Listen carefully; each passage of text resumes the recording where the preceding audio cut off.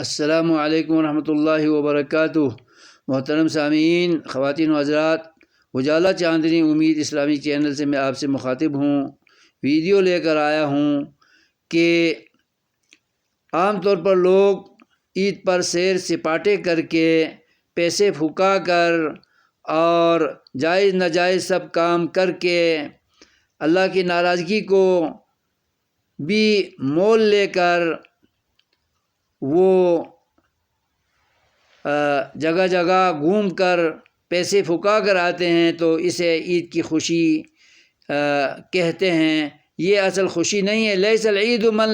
لمن لبس الجدید، عید اس شخص کی نہیں ہے جو نئے کپڑے پہنے، لش پش کپڑے پہنے اور سیر سپاٹے کرے۔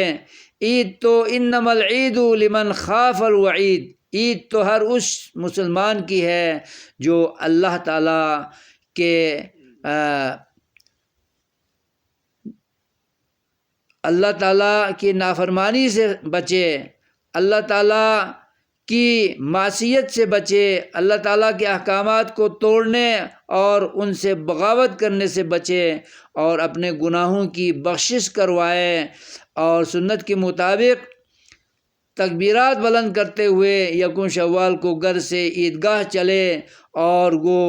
وہاں پر تکبیرات پکارتا رہے اور نماز صحیح معنوں میں سنت کے مطابق ادا کرے باجماعت، اور پھر اس کے بعد امام کا خطبہ بھی سنیں، اور اس کے بعد راستہ بدل کر اپنے گھر بچوں کے ساتھ واپس آئے اور اپنے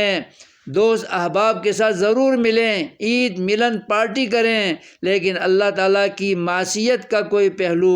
عمل میں نہ لائیں، اور رشتہ داروں میں جائیں اور اقربا اور اپنے قریبی خاندان والوں سے ملیں، محلہ داروں سے ملیں،